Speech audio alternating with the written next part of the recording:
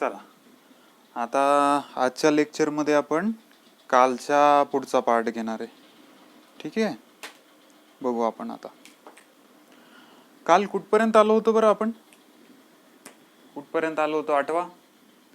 काल आपण शिकत होतो, तुम्ही सांगितलं ना ब्लॅक पेन यूज करा, मग आपण जास्तीत जास्त ब्लॅक पेन यूज करू. हां, काल आपण टॉपिक हा बघत होतो, सिस्टम ऑफ फोर्सेस हा टॉपिक बघितला आपण. सिस्टम ऑफ फोर्सेस मध्ये कोणते कोणते फोर्स बघितले आपण. आपण बघितला को लिनियर फोर्सेस, इथे डबल एल बरं का, थोडे स्पेलिंग मिस्टेक झाले, सांभाळून घ्या. को लिनियर फोर्सेस. नेक्स्ट काय कोणता फोर्स बघितला आपण, को प्लेनर फोर्सेस. को planar forces.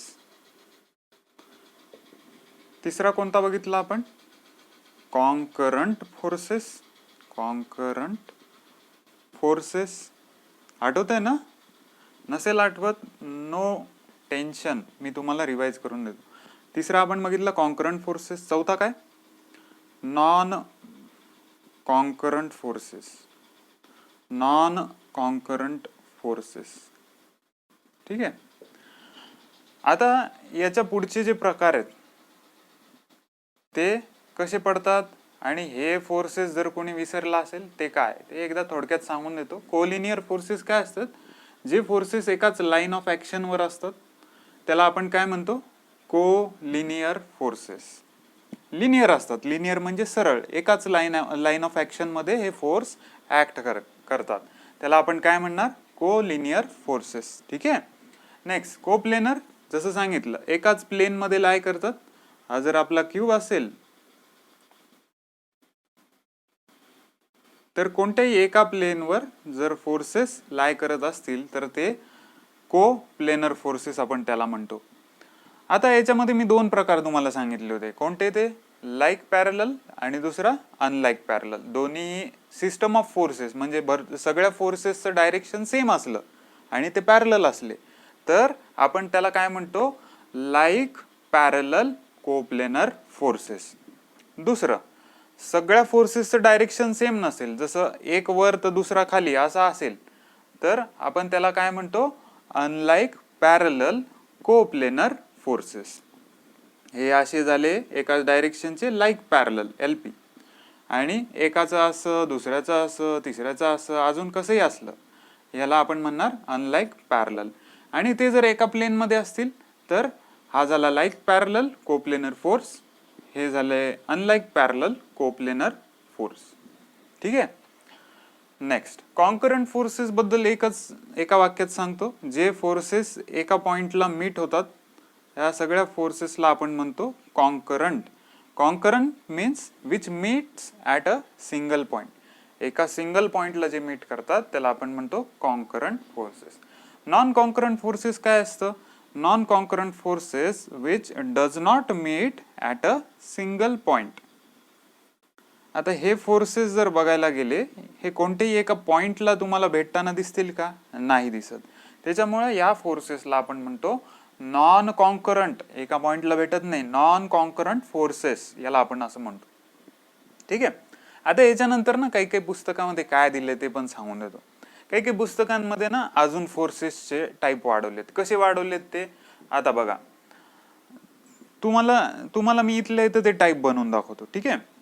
Coplanar concurrent forces हा टाईप आहे पाचवा. कोणता, कोप्लेनर कॉन्करंट फोर्सेस. काय असणार याच्यामध्ये, असे फोर्स जे एका प्लेन मध्ये लाय करतात आणि ते कॉन्करंट पण आहे.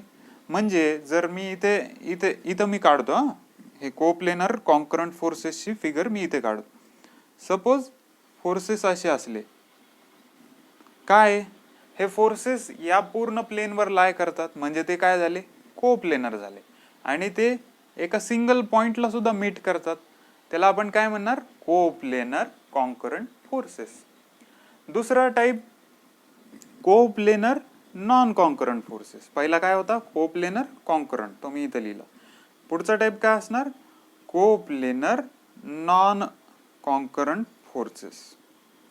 कसे असणार ते, म्हणजे लाय तर ते एकाच प्लेन मध्ये करतात, हे बघा हे एकाच प्लेन मध्ये लाय करतायत, पण ते कॉन्करंट नाही आहेत, ते एकाच पॉइंट मध्ये नाही आहेत. इथं दिसते हा फोर्स याला पॅरलल आहे, ते कुठेही भेटतील का एका पॉइंटला, नाही. So these are coplanar non concurrent forces. Coplanar non concurrent फोर्सेसचा अजून एक मी एक्झाम्पल आपल्याला द्यायचं म्हणलं तर कसं होईल, अजून आपल्याला एक्झाम्पल जर द्यायचं म्हणलं कोप्लेनर नॉन कॉन्करंट फोर्सेस, म्हणजे थोडक्यात एखादी आपली आपण जी रस्सी खेच बघितली होती त्याच्यामध्ये काय होते, एक दोरी इकडे एक माणूस ओढतो, इकडे एक माणूस ओढतो. हा काय झाला होता, आपला लिनियर फोर्स झाला होता, बरोबर ना. को लिनियर फोर्स झाला होता, कारण स्ट्रेट डायरेक्शन मध्ये. ठीक आहे. आता मी हे एक्झाम्पल नाही देत, तुम्ही पुन्हा कन्फ्यूज होईल, त्याच्यामुळे मी एकच एक्झाम्पल तुम्हाला देतो.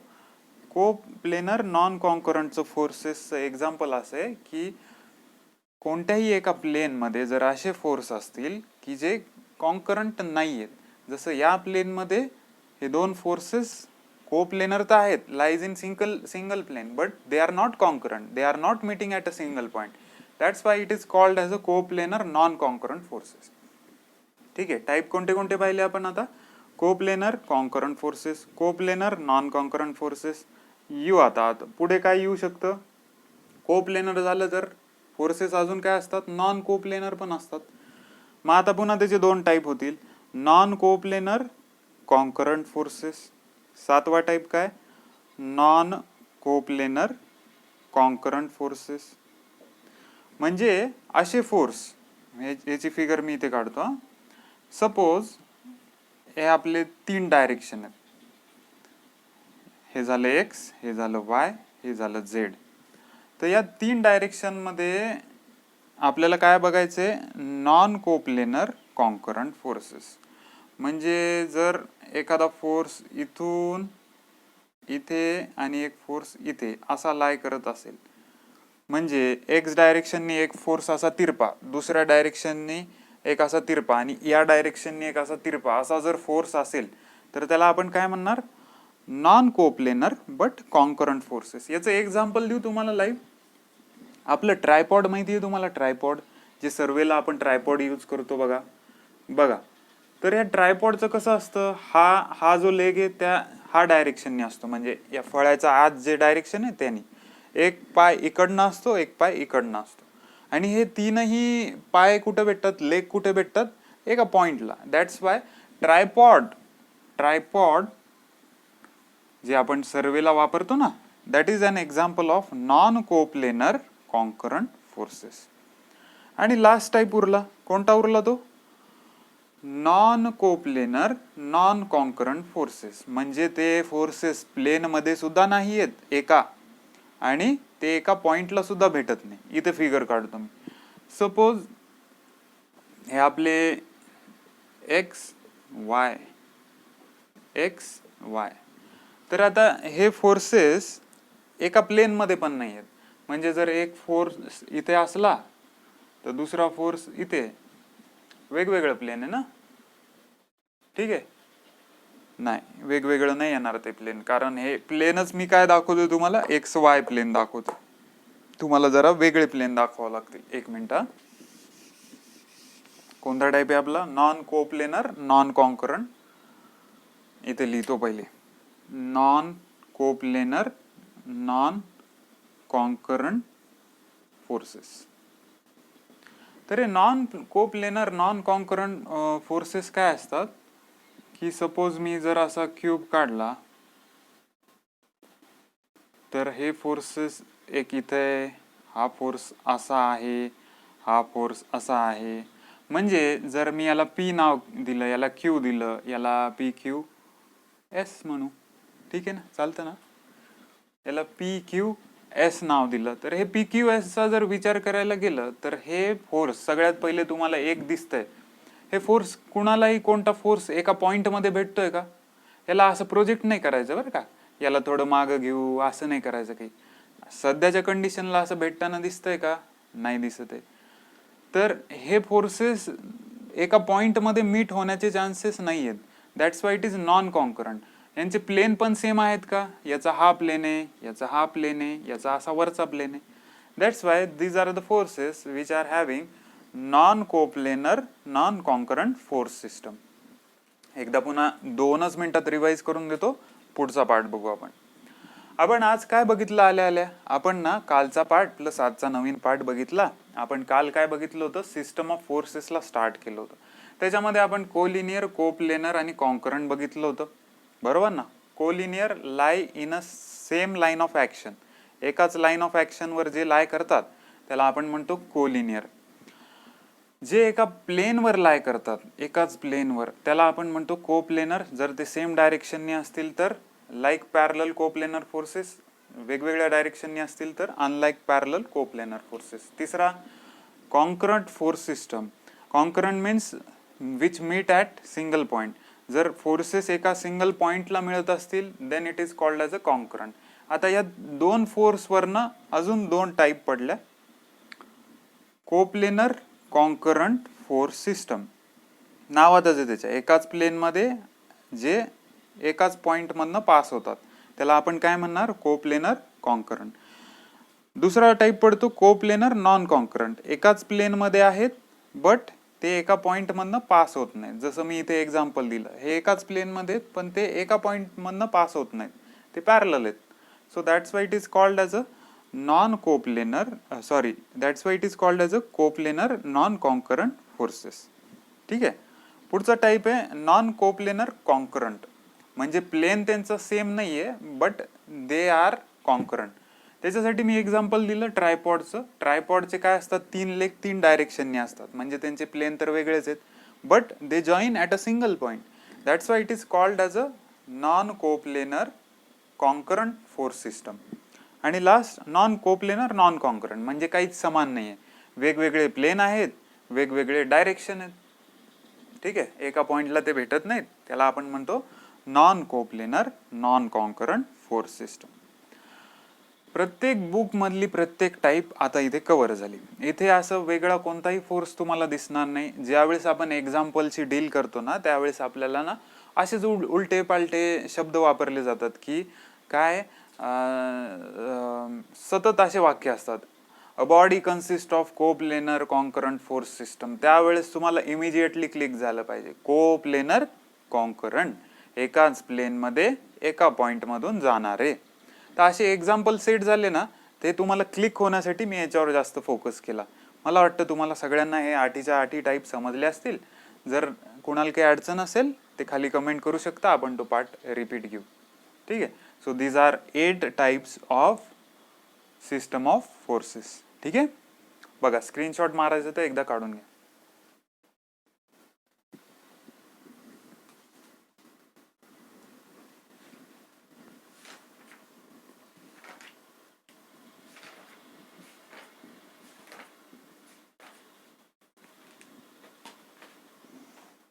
चलो,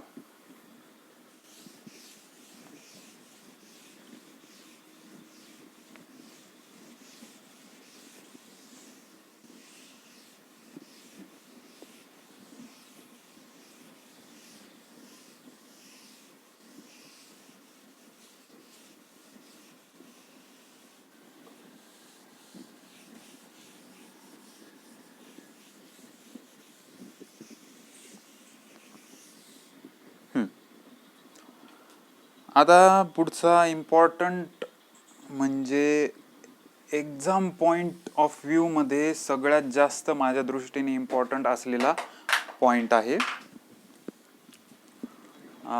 त्याचं नाव आहे लॉज ऑफ मेकॅनिक्स.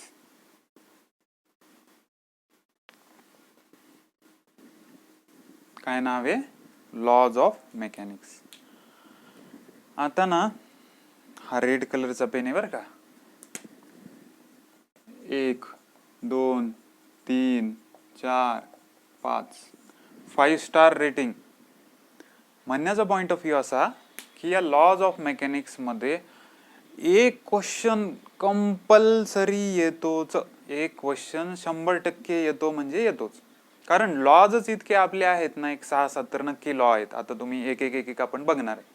मग या 7 लॉ मध्ये त्यांना एक क्वेश्चन दरवेळेस टाकतात. लास्ट इयर 2019ला न्यूटनचा जो सेकंड लॉ आहे ना, जशाच तसा टाकला होता त्यांनी, आणि खाली विचारलं होतं, स्टेटमेंट टाकलं होतं, खाली विचारलं होतं हा कोणता लॉ झाला, Newton's first law, second law, third law, D'Alembert's theorem, असे त्यांनी ऑप्शन दिले होते. सो माझ्या दृष्टीने आता हा जो इम्पॉर्टंट पॉइंट आहे ना, हा तुम्ही सिरियसली खूप लक्ष द्या.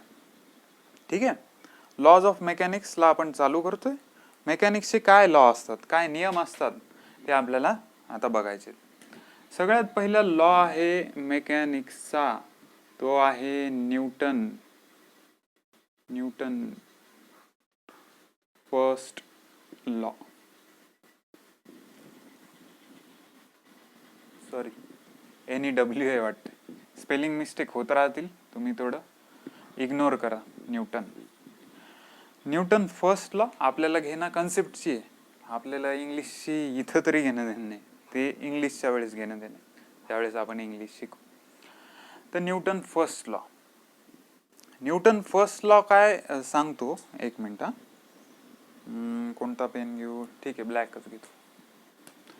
न्यूटन फर्स्ट लॉ सांगतो every body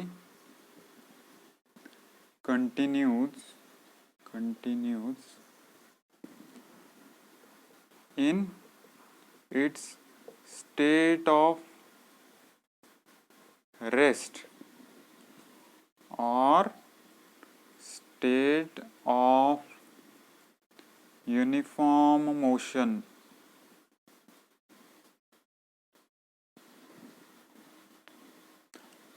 every body continues in its state of rest or state of uniform motion unless and until some external agency of force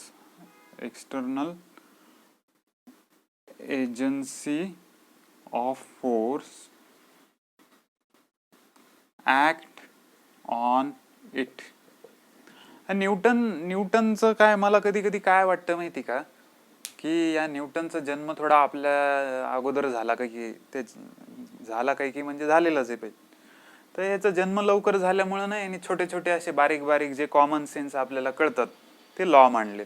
त्यांनी पहिल्या लॉ मध्ये काय सांगितलंय की every body continues its state of rest or state of uniform motion unless and until some external agency of force act on it. म्हणजे काय, जर मी एका ठिकाणी शांत उभा आहे, जोपर्यंत मला कोणी धक्का देणार नाही तोपर्यंत माझं स्टेट ऑफ रेस्ट बदलणार नाही, हे यांनी सांगितले, स्टेट ऑफ रेस्ट.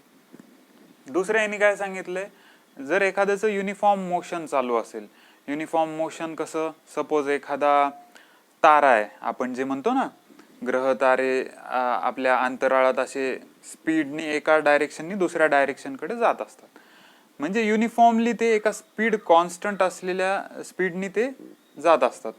उल्कापात वगैरे आपण जे म्हणतो ना, तर हे ज्यावेळेस एका ठिकाणाहून दुसऱ्या ठिकाणी जात असतात, जनरली यांचं जी स्पीड असते ती कॉन्स्टंट असते.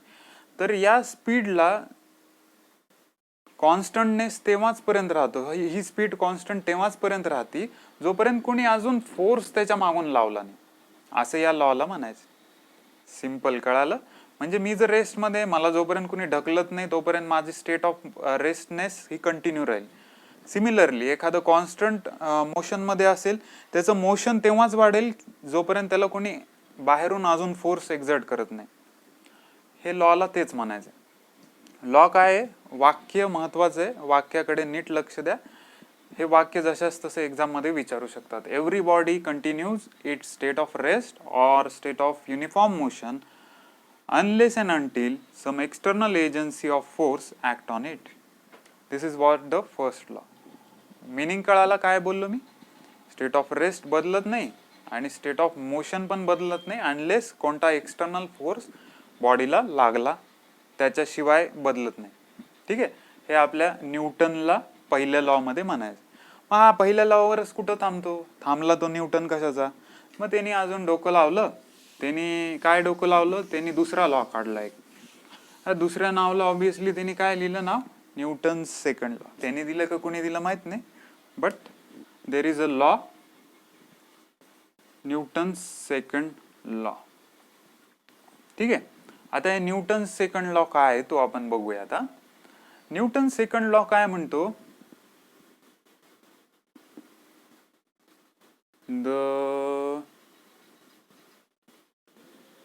काय, एक मिनिट हा, rate of change of momentum is directly proportional. Rate of change of momentum is directly proportional to the impressed force. Rate of change of momentum is directly proportional to the impressed force, and it takes place in the direction of force acting on it. And it takes place in the direction of force acting on it. बरं, याचा meaning काय काय ते सगळं समजून घेऊ. पहिल्यांदा आपल्याला ना स्टेटमेंट पाठ करायचं आहे. जसं तुम्हाला सांगितलं मी लास्ट टाइम, हे स्टेटमेंट ॲज इट इज एक्झाममध्ये आलं होतं. स्टेटमेंट बघा, rate of change of momentum is directly proportional to the impressed force and it takes place in direction of force acting on it. ठीक आहे. याचा मिनिंग काय आहे, मोमेंटम तुम्हाला मी सांगितलं काय असतं रे मोमेंटम, लास्ट लेक्चरला सांगितलं मी. मोमेंटम काय असतं, momentum is nothing but mass into velocity. Momentum is the product of mass and velocity. So mv कोणाशी प्रोपोर्शनल मध्ये आहे, इम्प्रेस्ड फोर्स, बरोबर ना. So impressed force is directly proportional to mv, हे असा लॉ सांगतो. तर यांनी इथं शब्द काय वापरलाय, rate of change of momentum. जिथे कुठे rate of change of momentum असा शब्द लिहिलेला असेल तिथे आपण काय करतो, आपण असं लिहितो डी, मोमेंटमला मी इथं लिहितो mv डिवायडेड बाय dt, असं लिहू मी. आता कोणताही पार्टिकलला तर वजन कन्सिडर आपण करत नाही, म्हणजे मास कन्सिडर करत नाही पार्टिकल. कोणतीही जर बॉडी असेल, ती मुव्हिंग असो की स्टेशनरी असो, तिचं मास जो आहे ते कॉन्स्टंटच राहणार आहे. That's Y rate of change of momentum will not affect on m. ठीक आहे ना. मोमेंटम मधल्या मासवर रेट ऑफ चेंजचा काही फरक पडणार नाही, because it is a constant quantity. म्हणून मी काय केलं, या मासला बाहेर घेतलं, मग उरलं काय, dv बाय dt. ठीक आहे ना. मग याचा पुढे काय होणार, dv बाय dt आपण बघितलं होतं, आठवतं तुम्हाला. कालच्या लेक्चरमध्ये आपण बघितलं होतं की वेलॉसिटीच्या नंतर एक डेफिनेशन बघितली होती, ऍक्सेलरेशन. ऍक्सेलरेशन हे काय, rate of change of velocity with respect to time is called as a acceleration. मग हे acceleration म्हणू शकतो का मी, dv म्हणजे rate of change of velocity with respect to time, acceleration म्हणू शकतो. That's why F is equal to ma. याला आपण म्हणतो second law of Newton. Force is equal to mass into acceleration, याला आपण काय म्हणतो, न्यूटन्स सेकंड लॉ. ठीक आहे. पुन्हा एकदा रिपीट करू, पुढच्या लॉ कडे जाऊ आपण. चला, न्यूटन सेकंड लॉ काय म्हणतो, rate of change of momentum. Momentum काय असतं, mv. रेट ऑफ चेंज काय झाला, dmv by dt is directly proportional to impressed force, बरोबर, दॅट इज f. मी इथं हे एक्सप्रेशन जे आहे ते इथं लिहिलं फक्त. Rate of change of momentum is directly proportional to impressed force, F is directly proportional to momentum. Rate of change of सांगितलं त्याच्यामुळे dmv बाय dt असं लिहिलं. मग मी काय विचार केला की बाबा rate of change of momentum करताय म्हणजे मास इंटू वेलॉसिटीचं रेट चेंज होतोय विथ रिस्पेक्ट टू टाइम. याच्यातली कॉन्स्टंट क्वांटिटी काय, मास. त्याला तुम्ही कुठेही न्या, पृथ्वीमध्ये तुम्ही कुठं जरी फिरले, तुमचं मास म्हणतोय मी, वेट नाही म्हणत आहे. मास हे कॉन्स्टंट राहतं, वेट हे बदलू शकतं. ठीक आहे, तर मास हे कॉन्स्टंट राहणार. मास याला मी कॉन्स्टंट असल्यामुळे बाहेर घेतलं. मग उरलं काय ब्रॅकेटमध्ये, dv by dt. dv by dt rate of change of velocity with respect to time is called as acceleration. That's why the final expression becomes F is equal to mass into acceleration. This is what the second law of Newton. Screenshot मारायचा आहे, मारून घ्या एकदा.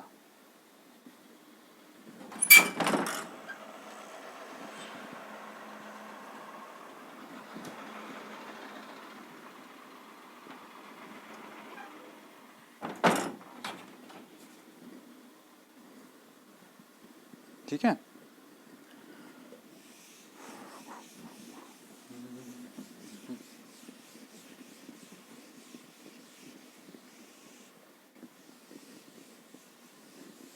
दोन law बघितले आपण, Newton first law, Newton second law. आमचे sir याला गमतीने नूतन म्हणायचे, नूतन. आता या न्यूटनचा तिसरा law, Newton's third law. Third law generally विचारत नाही, कारण थर्ड लॉ फार फेमस आहे, लहान लेकराला सुद्धा पाठ असतो. काय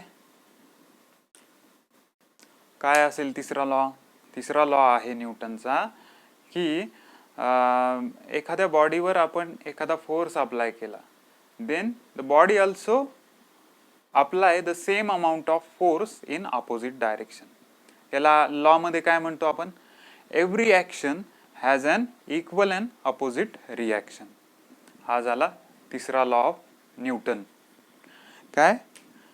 every action has an equal and opposite reaction. हे विचारत नाहीत हा लॉ, म्हणजे याला फार इझी घ्या तुम्ही. हा लॉ इतका सगळ्यांना माहिती, त्याच्यामुळे हा जनरली एक्झाम मध्ये विचारत नाही. बट न्यूटनचा तिसरा पण लॉ आहे, तो तुम्हाला सांगितला. Action has an equal and opposite reaction. म्हणजे तुम्हाला असं म्हणायचंय का मी या बोर्डला मारलं का अडकन, तर बोर्ड मला मारणार आहे असं म्हणायचंय का तुम्हाला? नाही, असं होत नाही. पण याचा मिनिंग काय झाला, जर मी या बोर्डवर असा हाताने जोरात असं मारलं तर हाताकडनं तो फोर्स या बोर्डला अप्लाय झालाच, पण या बोर्डला जर मला त्याने रिॲक्शन दिली नसती, बोर्डनी जर रिॲक्शन दिली नसती अपोजिट रिॲक्शन, तर हा बोर्ड बाजूला सरकला असता, म्हणजे भिंत सरकून मागे गेली असती. त्यांनी मला रिॲक्शन दिली, त्याच्यामुळे हा बोर्ड जागेवर आहे. ठीक आहे. सिमिलरली ह्या पेनाने मी मारलं, त्याच्यामुळे बोर्ड आत गेला का? नाही, त्याला काहीतरी रिॲक्शन भेटली म्हणून तो बाहेरच आहे अजून. ठीक आहे ना. Because every action has an equal and opposite reaction.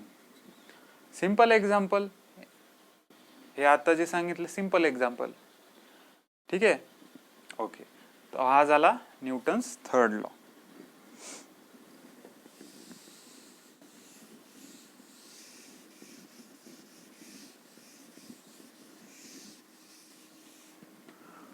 Next कोणता लॉ आहे?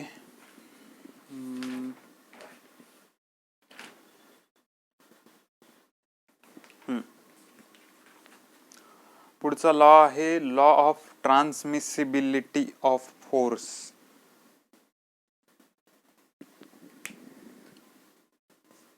Law of transmissibility of force.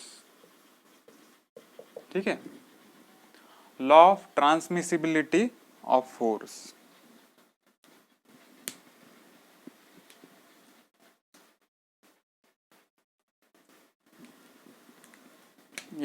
या लॉला आपण समजून घेऊ पहिले, नंतर मग आपण याचं ऍक्च्युअल स्टेटमेंट काय आहे ते बघू. सपोज ही एक बॉडी आहे. बॉडीचं काय सांगितलं मी? डेफिनेशन काय सांगितली होती बॉडीची? The body which has definite shape is called as a structure which has definite shape is called as a body. तर आता आपल्याला लॉ ऑफ ट्रान्समिसिबिलिटी बघायचा आहे. सपोज हा फोर्स आहे पी आणि हा फोर्स आहे क्यू. ठीक आहे. हा लॉ काय म्हणतो? हा लॉ म्हणतो if we apply a force P on a body, if we apply force P on a body, after some time we replace this force by a force Q. Replace म्हणजे हा काढला आणि त्याच्याऐवजी Q force लावला. तर या लॉचं असं म्हणणं आहे, जर P आणि Q या फोर्सचं मॅग्निट्यूड म्हणजे पॉवर ऑफ फोर्स जर सेम असेल आणि या P च्या लाईन ऑफ ऍक्शन म्हणजे P च्या सरळ जर तुम्ही Q लावला, ज्याची अमाऊंट ही P एवढीच आहे.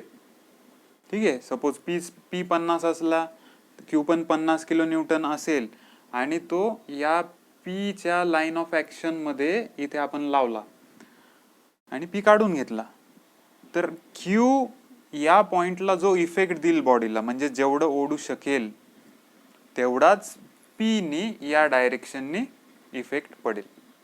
ठीक आहे. पुन्हा एकदा सांगतो, नीट लक्ष द्या. P हा एक फोर्स आहे, तो एका बॉडीला आपण लावलाय. सपोज ही बॉडी आहे, त्याला मी इकडनं ढकलतोय असं. आता मी इथे काहीतरी फोर्स लावला, बॉडी काहीतरी समोर जाईल. मग आता मी काय विचार केला, मी इथून फोर्स नाही लावणार, पण याच फोर्सच्या लाईन ऑफ ऍक्शन म्हणजे इथूनच सरळ मी काय केलं, इकडे असं गेलो आणि याला ओढायचा प्रयत्न केला याच्याच लाईन ऑफ ऍक्शन वरनं. ऍट द सेम टाइम तिकडनं कोणी फोर्स नाही लावला बरं का, तेवढाच फोर्स मी इकडनं ओढण्याला लावला. तर हे लॉ ऑफ ट्रान्समिसिबिलिटी काय म्हणतो, सेम इफेक्ट होईल बॉडीवर. ठीक आहे. जेव्हा P ला Q नी रिप्लेस केलं, दोघांचे अमाऊंट सेम आहे आणि Q हा याच्या लाईन ऑफ ऍक्शन वर असेल, then it creates the same effect on body. कळालं तुम्हाला? ठीक आहे. स्टेटमेंट काय याचं, the state of rest or motion of the rigid body is unaltered if force acting on the body is replaced by another force of the same magnitude and direction but acting in the line of action of the replaced force. चला मी याला सोपं statement करून दाखवतो. Statement इथे लिहितो मी,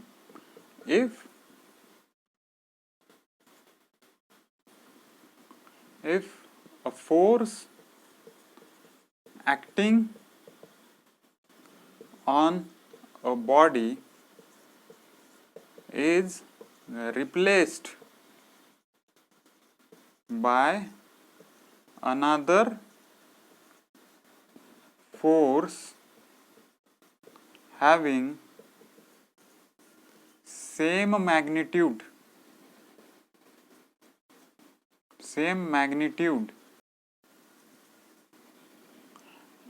in the line of action of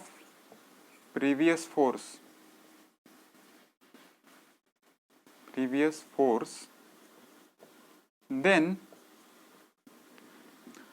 the effect on body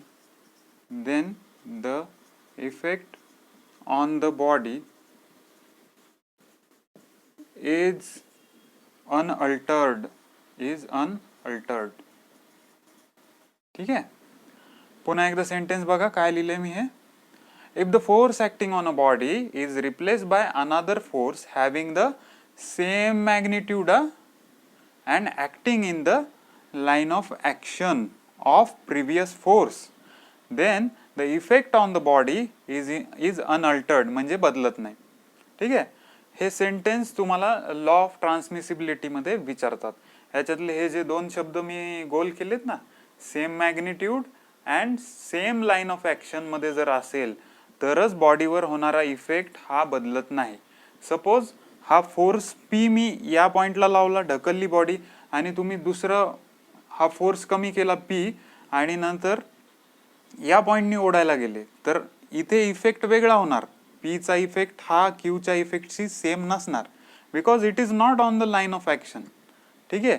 Wien Q is having the same magnitude but it is in the line of action of the previous force, then only it creates the same effect on the body. This is what the law of transmissibility. ठीक आहे. कुणाला काही अडचण नाही. चला, याला म्हणतात law of ट्रान्समिसिबिलिटी. Photo काढायचा आहे, काढून घ्या.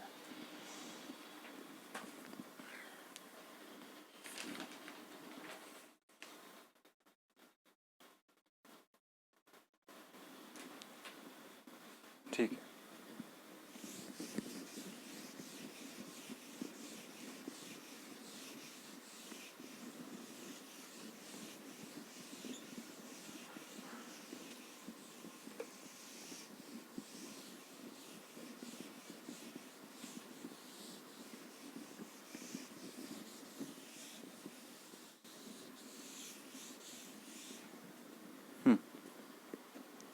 चलो नेक्स्ट लॉ कोणते कोणते बघितले? न्यूटनचे 3 बघितले, लॉ ऑफ ट्रान्समिसिबिलिटी बघितले. पुढचा लॉ आहे त्याला आपण थेरम म्हणू, सुपर पोझिशन थिअरम. ठीक आहे, याचा कन्सेप्ट समजून घेऊ पहिले. सुपर पोझिशन थिअरम काय? सगळ्यात पहिले मी काय करणार, एक बॉडी ड्रॉ करणार which is having a definite shape. कोणत्याही प्रकारच्या शेपची एखादी बॉडी असेल ती मी ड्रॉ केली. तर आता या सुपर पोझिशनचं थेरमचं काय म्हणणं आहे, हा फोर्स मी इथे लावला, याला मी नाव दिलं क्यू, नाही पी. हा फोर्स मी इथे लावला बॉडीवर, त्याला नाव दिलं पी, आणि हा काहीतरी बॉडीला इफेक्ट करेल. विचार करा, या बॉडीला यांनी असं ढकललं, सपोज मी या साईडने लावतो, कट करतो हा फोर्स. तुम्हाला जरा चांगलं समजण्यासाठी या साईडने पी फोर्स लावला, काय करेल हे बॉडीला काहीतरी ढकलेल तिकडं, बरोबर. जेव्हा हा फोर्स पी याला ढकलतो, ह्या बॉडीची काहीतरी तर मुवमेंट होईल, थोडीफार मुवमेंट होईल, whether it is recognisable or not, काहीतरी तर मुवमेंट होईलच. ठीक आहे, पण आता या थेरमचं काय म्हणणं आहे की तुम्ही सिंगल फोर्स पी लावा, पण जर हीच बॉडी असाच आकार काढतो, परत बघा नाही आला तरी समजून घ्या तीच, बरं का. आता या थेरमचं असं म्हणणं आहे, या पी ला जर तुम्ही लावलं, ॲट द सेम टाइम एंडिंगला तुम्ही 2 फोर्स इक्विलिब्रियम मध्ये लावले, क्यू आणि इथे आर. म्हणजे क्यू सपोज जर 50 किलो न्यूटनचा असेल आणि आर पण तुम्ही 50 किलो न्यूटनचा अपोजिट डायरेक्शननी लावला, आर पण तुम्ही 50 किलो न्यूटनचा अपोजिट डायरेक्शननी लावला, तर effect on body is unaltered. ठीक आहे, कारण हे 50-50 इथं कॅन्सल होऊन जातील, अपोजिट डायरेक्शननी एक आणि हा इकडचा एक, हे एकमेकांना कट करून टाकतील. म्हणजे ही बॉडी इज इक्वल टू ही बॉडी आणि हा फोर्स इज इक्वल टू हा फोर्स, हे कट झाले.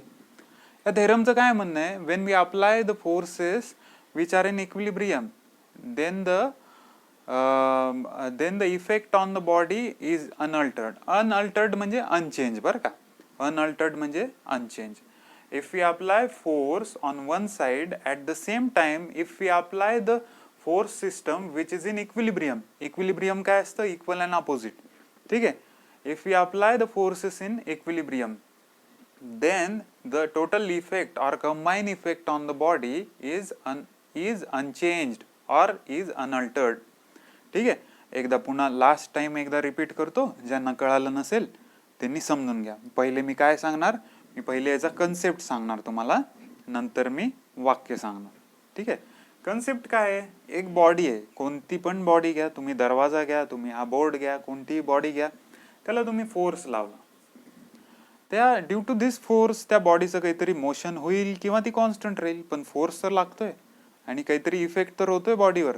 ठीक आहे, तर ही कंडिशन जी आहे बॉडीची, आता same amount of force me त्याच बॉडीला लावला, at the same time me equilibrium मध्ये 2 फोर्स लावले, तर टोटल इफेक्ट जो होतो बॉडीवर तो अनचेंज्ड असतो, कारण हे फोर्सेस बाय डिफॉल्ट एकमेकांना कट करून टाकतात आणि ही बॉडी सेम, हा फोर्स सेम, ही बॉडी सेम आणि हा फोर्स सेम, म्हणजे थोडक्यात हे दोन्ही इक्वल आहेत असं या थेरमचं म्हणणं आहे. स्टेटमेंट काय, action of given system of force of rigid body is unchanged by adding or subtracting another system of force which is in equilibrium. काय म्हणलं मी, पुन्हा नीट ऐका. Action of given system of force on a rigid body, एखाद्या rigid बॉडीवर तुम्ही एखादा force लावला, is unchanged by adding or subtracting another system of force in equilibrium.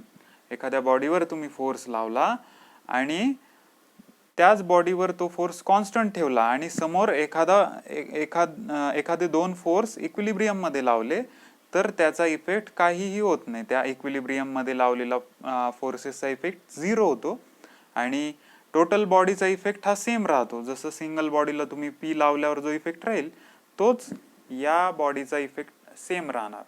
So this is all about the superposition theorem.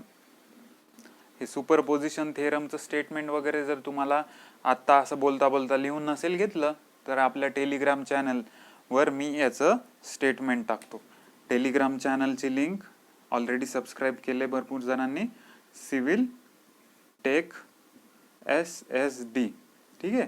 याच्यावर मी आज कालच्या आणि परवाचे जे लेक्चर झालं त्याचा मी नोट्स टाकलेल्या आहेत. या लेक्चरच्या नोट्स आज टाकेन. ॲट द सेम टाइम तुम्ही काय करत जा, हे जे मी फळ्यावर जे लिहितो ना, बोर्डवर जे लिहितो याचा स्क्रीनशॉट मारून ठेवत जा. कारण नोट्समध्ये एकदम सिस्टमॅटिक दिलेलं असतं, पण कधी कधी काय होतं आपल्याला बोर्डवर दिलेल्या पॉईंटवरनं ना क्लिक होतं अचानक. त्याच्यामुळं आपल्याला स्क्रीनशॉट मारायला काही लागत नाही आणि मेमरीची तर आपल्याला चिंता नसते. आपला मोबाईल भरपूर मेमरीवाला असतो. त्याच्यामुळं एक स्क्रीनशॉट मारत जा. ठीक आहे. चला, this is what about the superposition theorem. कोणाला काही अडचण असेल या सुपरपोजिशन थेरम मध्ये तर सांगताल बरं का. मला नाही वाटत काही अडचण असेल, कारण खूप सोपं आहे. एखाद्या बॉडीला तुम्ही इक्विलिब्रियम मध्ये फोर्स लावला तर त्याचा काहीच इफेक्ट होत नाही असं या थेरमला म्हणायचं. इक्विलिब्रियम मध्ये म्हणजे इक्वल अँड ऑपोजिट डायरेक्शन मध्ये लावला.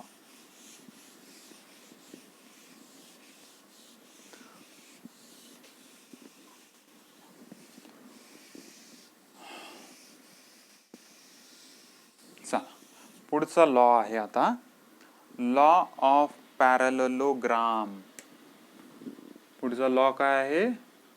Law of parallelogram. ठीक आहे. पॅरलेलोग्राम कसा असतो? हा असा. ठीक आहे ना. तर या लॉ ऑफ पॅरलेलोग्राम आपल्याला बघायचं आहे. पॅरलेलोग्रामचा जो काही लॉ आहे ना तो आपल्याला बघायचा. लॉ ऑफ पॅरलेलोग्राम बघायच्या अगोदर ना मला एक तुम्हाला कळतंय का एक गोष्ट ती सांगायची आहे तुम्हाला. थांबा, एक गोष्ट, छोटीशी गोष्ट शिकवतो तुम्हाला अगोदर. हे बघा, सपोज हा P फोर्स आहे, हा Q फोर्स आहे, हा अँगल थीटा आहे. ठीक आहे. तर आता मी म्हणलं जर Fx, मी म्हणलं जर कॉस थीटा काढा, कॉस थीटा काढा म्हणलं. काय असतं कॉस थीटा? मी मराठी मीडियम मध्ये शिकलेलो आहे तरी दोन्ही मीडियम मध्ये मी सांगतो. कॉस थीटा म्हणजे असतं कोणालगतची बाजू छेद कर्ण. ठीक आहे ना. कोणालगतची बाजू कोणती आहे? थीटाला लागून ऍडजेसंट साइड कोणती आहे थीटाच्या? ती आहे P. ठीक आहे. आणि हायपोटेनियस कोणता आहे? तो आहे Q. ठीक आहे ना. हा तर राईट अँगल ट्रायंगल होतं इथं, त्याच्यामुळे हा तर हायपोटेनियस असण्याचा प्रश्नच नाही. थीटाला लागून बाजू कोणती आहे? P आणि हायपोटेनियस आहे Q. So P by Q is cos theta. सोप्या भाषेत सांगायचं झालं तर कसं सांगू मी? Q इज इक्वल टू काय? नाही, P is equal to Q cos theta. बरोबर ना. P is equal to Q cos theta. हे मी याच्यासाठी सांगितलं की आता तुम्हाला डायरेक्ट ट्रिक सांगणार आहे मी. P काढायचा असेल तर जो हायपोटेनियस आहे सरळ त्याला कॉस थीटा लावायचा. सिमिलरली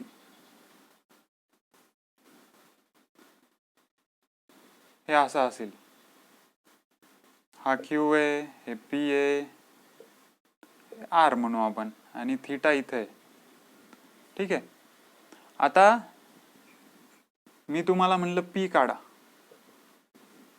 P अशा वेळेस काढता येतो आपल्याला, पण त्याचं डायरेक्ट कसं कॅल्क्युलेट करणार आपण? P is equal to Q sine theta. कारण इथं थीटा आहे का आता? इथं थिटा नाहीये, कारण या क्यूच्या ऍडजसंट साईड, आता मी ही विचारले ना तुम्हाला, पी विचारले, मी जर आर विचारलं असतं तर इथं क्यू कॉस थिटा आलं असतं.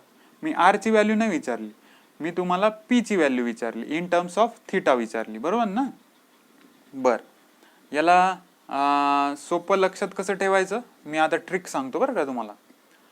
ज्या अँगल ज्या बाजूला लागतो, ज्या बाजूला अँगल चिटकतो, ती बाजू झाली त्याची कॉस थिटा. सपोज हा क्यू आहे आणि अँगल कुठे चिटकतो, इथे पी ला. That's why P is equal to Q cos theta. इथे मी पी विचारलाय तुम्हाला, अँगल कुठे चिटकतो, इकडे चिटकतो, म्हणजे पी ला चिटकत नाही ना, मग ती बाजू काय झाली, क्यू साइन थिटा. कळालं. तर हे तुम्हाला ना समोर लागणार आहे म्हणून मी सांगितलं. बघू आपण आता लॉ ऑफ पॅरलेलोग्राम काय आहे. हे जर कळालं नसेल ना तर जास्त टेन्शन घेऊ नका, मी ज्यावेळेस पुन्हा रेफरन्स लागेल त्यावेळेस तुम्हाला सांगेन.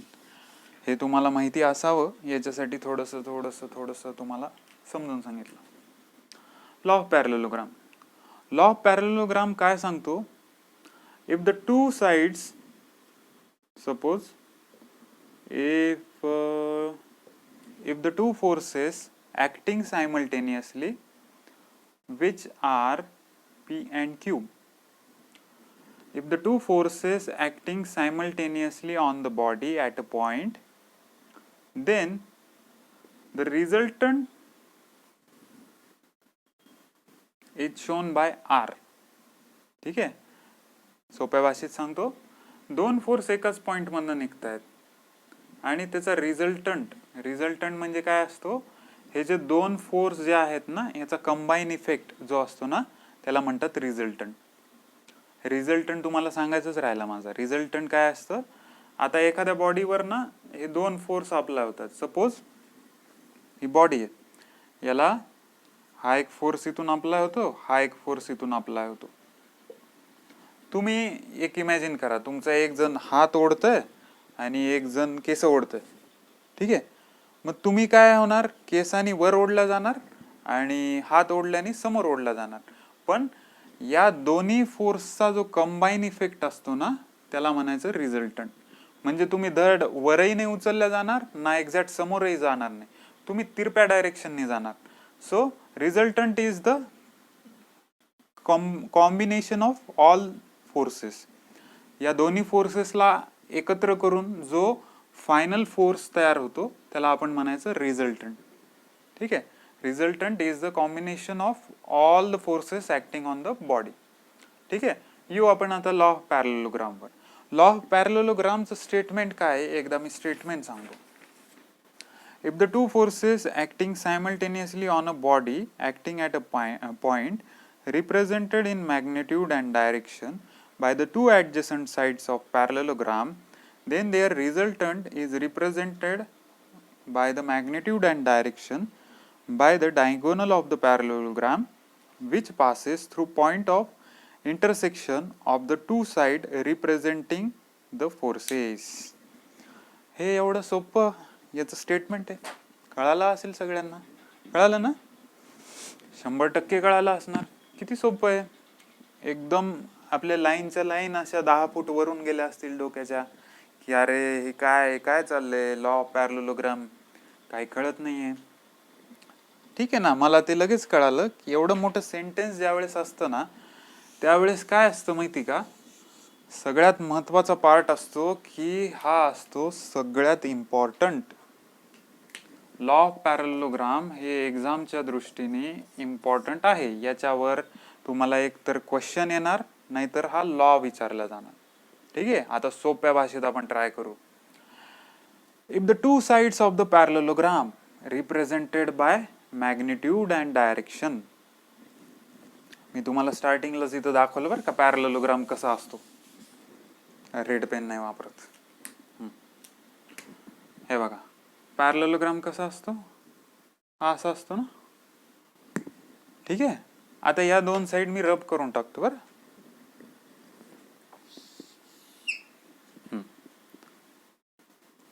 लॉचं काय म्हणणं आहे आता आपण ऐकून घेऊ.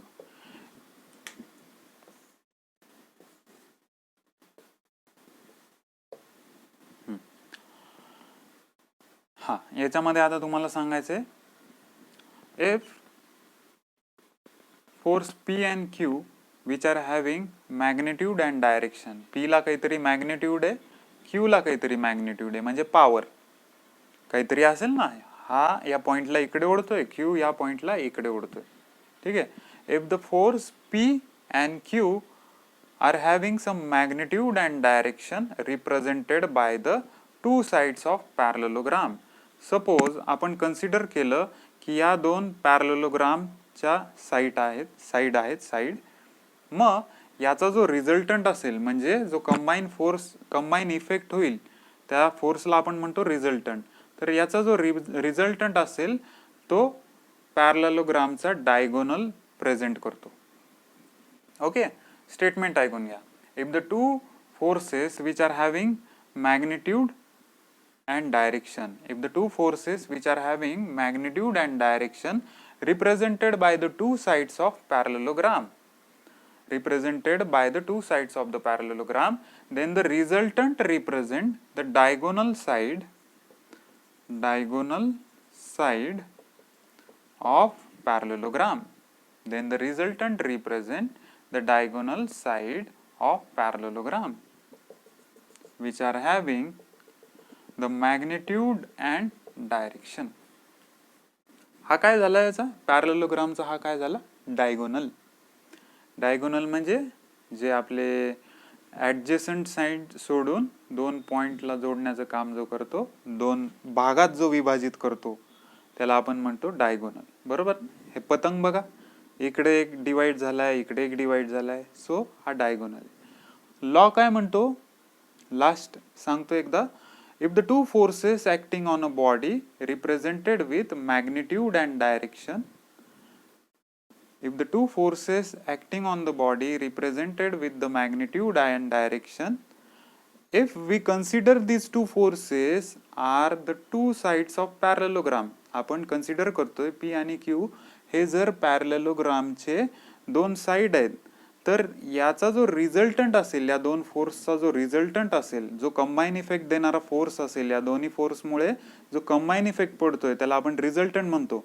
हा रिझल्टंट जो असेल तो या टोटल पॅरलेलोग्रामचा डायगोनल असेल, असं कोण सांगतंय, law of parallelogram. If the two forces acting on the body represented by the magnitude and direction represented by the two sides of parallelogram, then the resultant of these two forces represent the diagonal side of the parallelogram. या law of पॅरलेलोग्रामचं एक equation आहे, R is equal to under root P square plus Q square plus 2pq cos theta. याला derivation आहे, आपल्याला डेरिव्हेशनची गरज नाही, MPSC मध्ये डेरिव्हेशन विचारत नाही, आपण डायरेक्ट एक्सप्रेशन वर येऊ. ठीक आहे. R is equal to resultant is equal to under root P square plus Q square plus 2pq cos theta. हा जो फॉर्म्युला आहे ना, हा एक्स्ट्रीमली इम्पॉर्टंट आहे.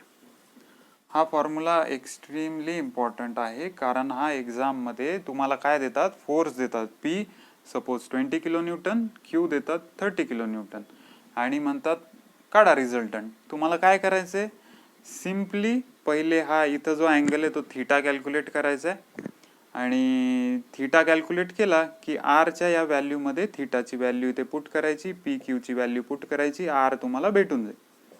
मग सर थीटा कसं कॅल्क्युलेट करणार, ते तर तुम्ही सांगितलंच नाही.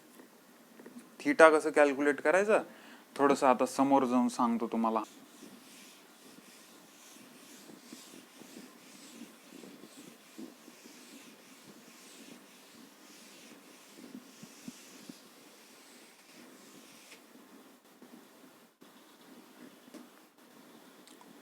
ओके, तर आज आपण काय काय शिकलो. सगळ्यात पहिल्यांदा आल्या आपण काय बघितलं, different types of force system. कोणत्या कोणत्या फोर्स सिस्टम पाहिल्या आपण. सगळ्यात पहिल्यांदा को लिनियर फोर्स सिस्टम, नंतर कोप्लेनर फोर्स सिस्टम, एकाच लाईन ऑफ ॲक्शनमध्ये कोलिनियर. कोप्लेनर काय, एकाच प्लेनमध्ये. नेक्स्ट काय असतं, concurrent force system which meets at a single point. पुढचं काय असतं, पुढचं असतं कॉम्बिनेशन, कोप्लेनर कॉन्करंट. ठीक आहे, कोप्लेनर कॉन्करंट झालं, non coplanar concurrent, coplanar non concurrent, non coplanar non concurrent. ठीक आहे, पहिल्या 3 जर डेफिनेशन तुम्हाला माहिती असतील, कोप्लेनर, कॉन्करंट आणि कोलिनियर, तर हे पुढचे जे कॉम्बिनेशन बनवलेत हे तुम्हाला कळूनच येईल. याच्यामध्ये नॉन कोप्लेनर कॉन्करंटचं उदाहरण मी काय दिलं होतं, ट्रायपॉड स्टँड. म्हणजे प्रत्येकाचं प्लेन वेगवेगळं आहे पण which meet at a single point. ते इम्पॉर्टंट आहे बघा, एक्झाममध्ये विचारतात. ट्रायपॉड इज अन एक्झाम्पल, असं ज्या मायनर लेवलच्या एक्झाम असतात ना डिप्लोमाच्या, त्याच्यामध्ये असं विचारतात, tripod is an example of which type of force system. So it is non coplanar concurrent force system. तर आज या फोर्स सिस्टम आपण बघितल्या. त्याच्यानंतर लॉ ऑफ मेकॅनिक्सला आपण चालू केले. त्याच्यामध्ये पहिला आपण लॉ बघितला, Newton's first law. Newton first law states that every body continues its state of rest or state of motion unless and until it is exerted by some another type of force. ठीक आहे, एखाद्या बॉडीला बाहेरून force लावल्याशिवाय त्याचं state of rest किंवा state of motion बदलत नाही. हे झाला न्यूटन फर्स्ट लॉ. दुसरा लॉ काय सांगतो, force is directly proportional to momentum. मोमेंटमचं मास मी बाहेर काढलं आणि काय केलं, F equal to m dv by dt. त्या dv बाय dt म्हणजे काय झालं, rate of change of velocity म्हणजे काय झालं, विथ रिस्पेक्ट टू टाइम काय झालं, ते ॲक्सेलरेशन. सो दुसरा लॉ काय, force is equal to mass into acceleration. तिसरा लॉ लहान लेकरांचा काय आहे तो law, action is having equal and opposite reaction. Every action is having equal and opposite reaction. हे 3 लॉ झाले. त्याच्यानंतर आपण पुढचा लॉ कोणता बघितला, ट्रान्समिसिबिलिटीचा. ट्रान्समिसिबिलिटीमध्ये काय होतं, सिंपल, एक फोर्स तुम्ही लावला, तो फोर्स काढून घेतला आणि या अगोदरच्या फोर्सवर दुसरा फोर्स त्याच्याच लाईन ऑफ ॲक्शनमध्ये लावला तर बॉडीवर सेम इफेक्ट होतो. ठीक आहे, हा झाला लॉ ऑफ ट्रान्समिसिबिलिटी. नंतर आपण बघितलं सुपरपोजिशन थेरम. सुपरपोजिशन थेरममध्ये काय आपण पाहिलं, सुपरपोजिशन थेरममध्ये आपण पाहिलं की एखादा फोर्स तुम्ही बॉडीवर लावला आणि त्याच्या लाईन ऑफ ॲक्शनमध्ये, जर लाईन ऑफ ॲक्शनमध्ये म्हणा किंवा कुठेही बघा, इक्विलिब्रियममध्ये जर तुम्ही फोर्स लावले तर बॉडीवर सेम इफेक्ट राहतो एकाच फोर्सचा. कारण इक्वल अँड अपोजिट फोर्स जर असतील इक्विलिब्रियममधले तर ते ऑटोमॅटिकली कॅन्सल होऊन जातील. हा झाला सुपरपोजिशन थेरम. ह्याच्या पुढे आपण लॉ ऑफ पॅरलेलोग्राम बघू आणि बाकीचं डिस्कस करू. Today we stop here. Thank you.